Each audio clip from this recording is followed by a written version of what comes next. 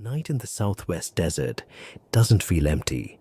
It feels aware, like the land itself is listening.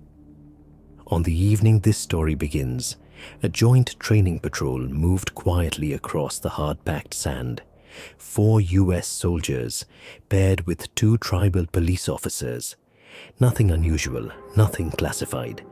Just a routine night exercise meant to teach the soldiers how to navigate reservation border terrain. Their orders were simple: observe, report, return. 3 steps, easy. The desert wind was low. Moonlight barely traced the outline of distant mesas. Boots crunched softly against dry earth as the team spread into a staggered line. No one spoke much. No one needed to. It was that kind of night patrol, steady, uneventful, predictable, until the radios cracked with static. A soldier tapped his earpiece, frowned, and whispered, "Comms are dropping. Anyone else?" No reply. Only the hiss of dead air. The tribal officers exchanged a look. The soldiers didn't understand. That's when the first sound hit them. A heavy, rhythmic thud, thud, thud in the darkness. Not behind them, not ahead of them. Circling, the team halted, hands on rifle grips, eyes scanning empty darkness. The footsteps grew louder, fast, powerful, impossibly steady, and unmistakably human-shaped. But no human runs like that. Not in that pattern, not with that weight. One of the tribal officers whispered, almost to himself, "That's 2 legs." The sound stopped just as suddenly as it had appeared, leaving the desert unnaturally quiet. A nervous private swallowed hard, whispering, "Whatever that was, it wasn't moving like a person." He was right, because before the night was over, the patrol would learn a truth none of them were ready for. It wasn't running on 2 legs anymore. The desert feels different once you realize it's watching you. After the strange footsteps faded, the patrol regrouped, forming a tight wedge formation. The tribal officers didn't look surprised. If anything, they looked resigned, as if this was something the land occasionally did. The soldiers felt the temperature drop, a slow, creeping cold that didn't match the forecast. Not a breeze, not a wind shift. Just an unspoken warning the desert seemed to whisper. "You're not alone out here." The ground stretched endlessly in every direction. Miles of open sand, sagebrush, and distant shadows that never quite stayed still. The sky above was a perfect sheet of black, unbroken except for the pale strip of moonlight outlining the ridges. One of the tribal officers finally spoke, his voice low and deliberate. "Stay close, stay in the light, and if you hear something calling your name, don't answer." A soldier frowned. "Why would something call my name out here?" The officer didn't respond. Instead, he pointed toward the dark ridges. "There are places on this land where lights fail, radios die, shapes move where nothing should move." He let that sink in. "This is one of those places." The soldiers exchanged uneasy glances. Their training didn't cover this. No manual included chapters on moving shadows or impossible footsteps. Another officer added quietly, "Our people don't go into this area unless we have to. Some things out here don't like being watched." The soldiers waited for an explanation, an animal name, a threat, anything. But he didn't give one. He simply said, "Just keep your eyes open. Something out here already has its eyes on us." He never said the creature's name. He didn't have to. The land around them was warning enough. The tribal officer raised 2 fingers, signaling the patrol to push forward. "Red team, move out," the sergeant whispered. The formation shifted, boots pressing softly into cold sand. The air had grown sharp, each breath forming a thin cloud in front of their faces. For a desert night, it was unusually cold, unnatural, almost expectant. Night vision goggles clicked into place. Green silhouettes, blurry ridgelines, too much darkness and not enough clarity. The patrol advanced slowly, trying not to disturb the quiet. Crunch, crunch, crunch. Every footstep felt too loud. A soldier muttered, "Feels like we're walking into something's living room." No one disagreed. Then, there it was again. Running. Not far, not faint. Close. The entire patrol froze. The sound cut across the terrain in an impossible rhythm. Long strides, heavy impacts, and a disturbing steadiness. Whatever it wasn't trying to hide anymore. A tribal officer exhaled through his teeth. "Great, it's back." The sergeant whispered, "Animal?" But he already knew the answer. The officer shook his head. "It's on 2 legs." A soldier called out, "Human?" Another asked, "A runner out here at midnight?" The officer didn't even look at them. No human runs like that. Because the gait was wrong. Very wrong. It wasn't the uneven stomp of a person sprinting. It wasn't the bounding rhythm of an animal on all fours. It was something perfectly balanced. Too balanced, smooth, gliding, as if it wasn't touching the ground the way normal creatures do. Then the sound stopped. Not faded, not drifted, just stopped, like the thing had turned and was listening. A private gripped his rifle tighter. "Where is it now?" No one answered, because no one could tell. And that was the most unsettling part. The patrol held their breath, listening. The desert had gone still, too still. Even the wind seemed to pause. Then it happened. Thud, thud, thud, thud. Heavy, unmistakable 2-leg strides echoed across the sand. Slow at first, then faster, stronger, closing the distance with every step. The soldiers formed a tight semicircle, rifles up, scanning the darkness. A tribal officer whispered, "Don't look for shape, look for movement." But the next sound didn't match anything human, because the rhythm changed. In an instant, the footsteps dropped low. A heavy impact, like a body hitting the ground, followed by a rapid, animalistic scrape, scrape, scrape, tearing across gravel. The creature was now sprinting on 4 legs, fast, powerful, predatory. A soldier hissed, "What the hell? What animal switches like that?" No one had an answer. The sprint circled them, dust lifting in thin spirals around their boots. Night vision struggled to keep up. One moment it caught a blur low to the ground. The next moment, nothing. Only open desert. Then everything stopped again. Dead silence. A heartbeat later, back upright, back on 2 legs. A rookie private's voice shook as he whispered, "Sergeant, how do we fight something that can't decide what it is?" The sergeant didn't answer. He was staring into the dark, trying to understand a shape that refused to be understood. The thing's pacing was deliberate now, slow, almost mocking, as if it wanted the patrol to hear every step, every shift, every impossible transition between shapes. The soldiers' radios flickered, a faint buzz, a pop. Then, static. Nothing but static. The sergeant tapped his comm twice. No channel, no frequency. Dead zone. A tribal officer swallowed hard. "This land kills signals for a reason." The private whispered, "What reason?" The officer didn't look at him when he replied, "Because something out here doesn't want us calling for help." The patrol moved cautiously toward a shallow rise in the terrain. The moonlight shifted just enough to reveal an open clearing, a patch of pale sand untouched by brush or stone.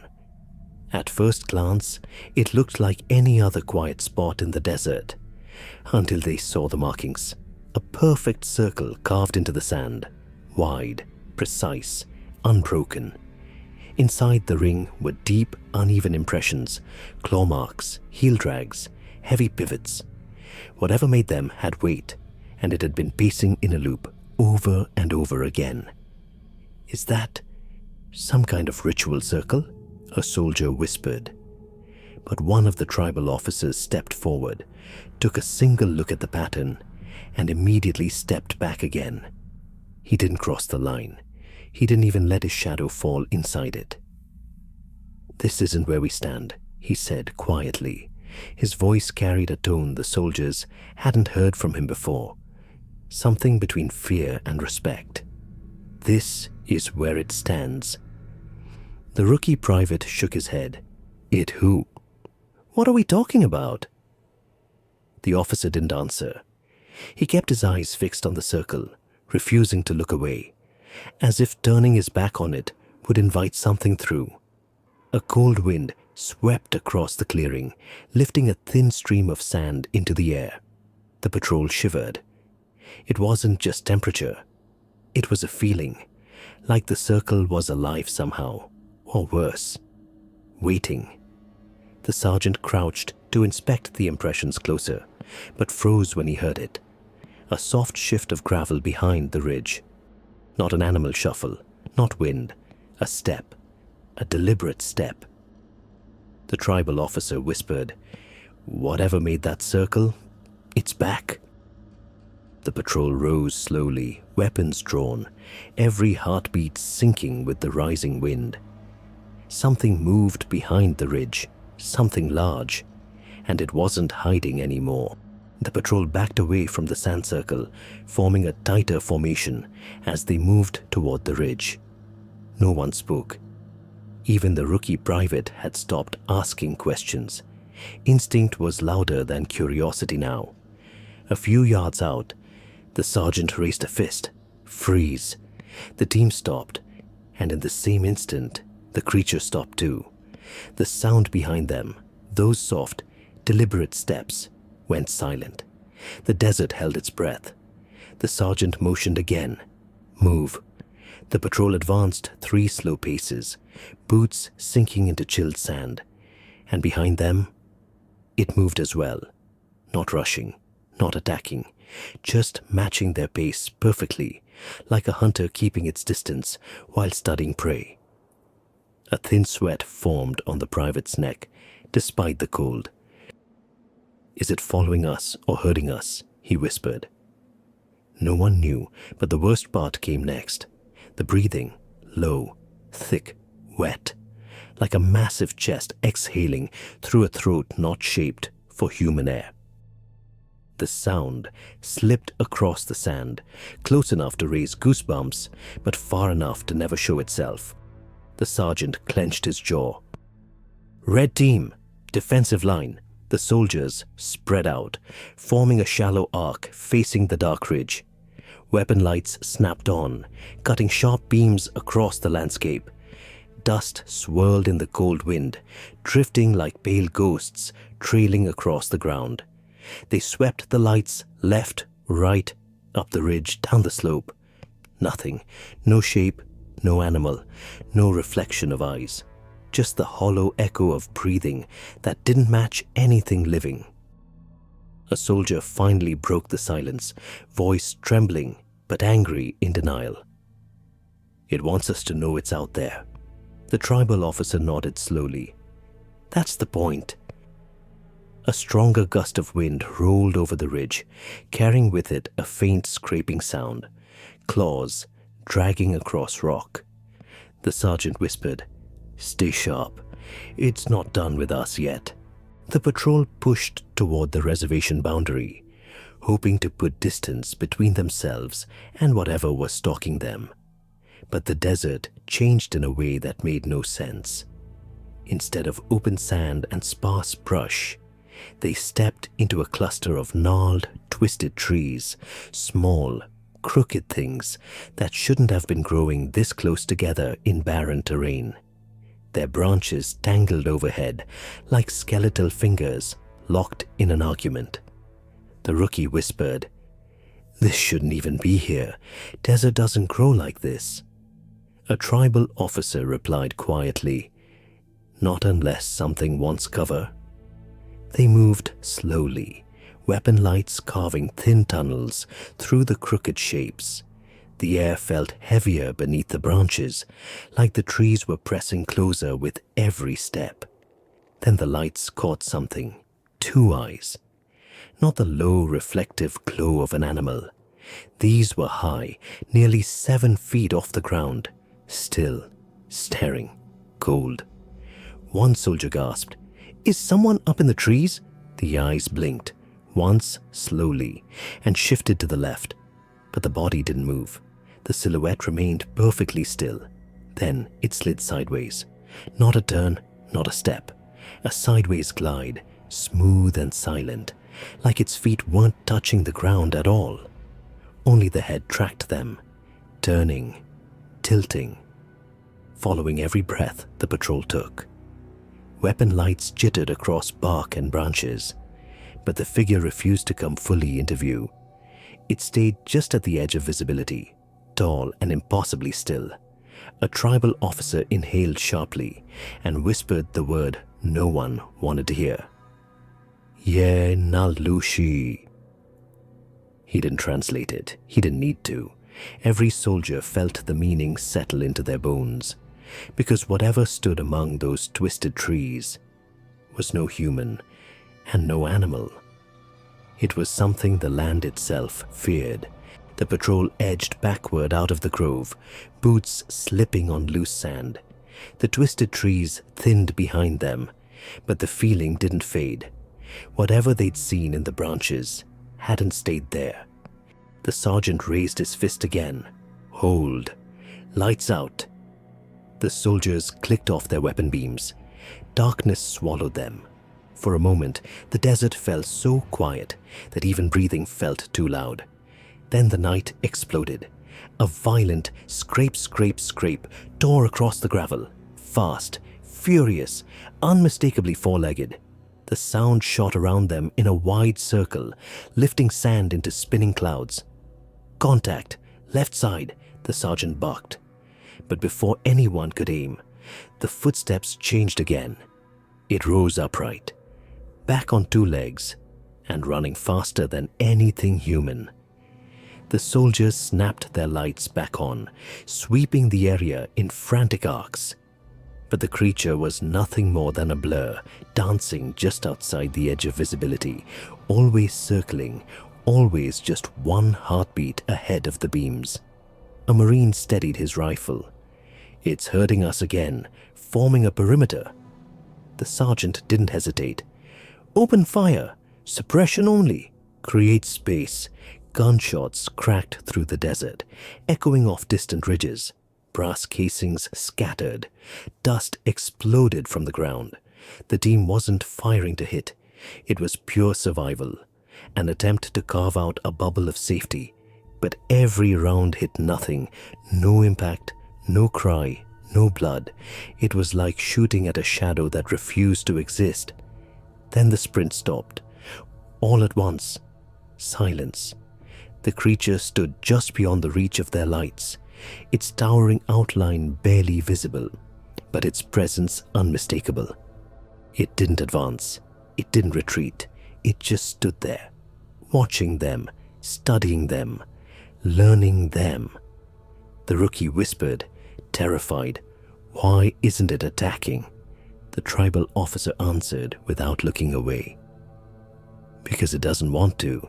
Not yet." The sergeant didn't wait for another sign. "Fall back. Move to extraction." The patrol turned toward the distant blinking beacon that marked their pickup zone. Their radios, silent for nearly an hour, suddenly crackled back to life. Broken at first, then clearer, as if they had stepped out of a shadow the desert itself was holding. "Red team, do you copy?" "Bye, loud and clear." "Bird inbound, 2 mics." Relief washed through the patrol, but no one dared celebrate, not while the footsteps continued behind them. The creature followed, keeping perfect distance, never closing, never falling back, just tracking. Every time the team slowed, it slowed. Every time they picked up the pace, the creature matched them, stride for stride, sometimes upright, sometimes dropping into that terrible four-legged sprint that sent dust rolling across the ground. The extraction zone finally came into view, a wide wash of floodlights cutting across the sand like a false sunrise, and that's where the creature stopped. It stood at the threshold of the light, massive and tall, refusing to cross into the brightness. Its outline flickered at the edge, too long, too thin, almost unfinished, like the desert itself didn't want to show the full shape. The helicopter thundered overhead, wind blasting sand against their boots. The soldiers climbed aboard one by one, each stealing a glance back toward the dark ridge where the creature lingered. As the chopper lifted off, one soldier couldn't help looking down. There it was, standing upright in the open desert, perfectly still, head tilted upward, watching them leave. Then, in one smooth, horrifying motion, it dropped to all fours and launched into a full sprint. Its body vanished into the darkness beneath the helicopter's shadow, swallowed by the land that knew it well. The desert went black again, and the patrol knew the night wasn't over for the creature. Just for them. The patrol returned to base before dawn. No one spoke on the ride back. No one joked. No one argued. No one replayed the night in nervous laughter, like soldiers normally do after a close call. They were quiet in a way that had nothing to do with fear, and everything to do with truth. No official report was filed, not because the men didn't want to, but because no one could agree on the details long enough to write one. The tribal officers refused to speak altogether. They simply collected their gear, exchanged a knowing glance, and left the base before sunrise. Men who carried generations of desert knowledge, choosing silence.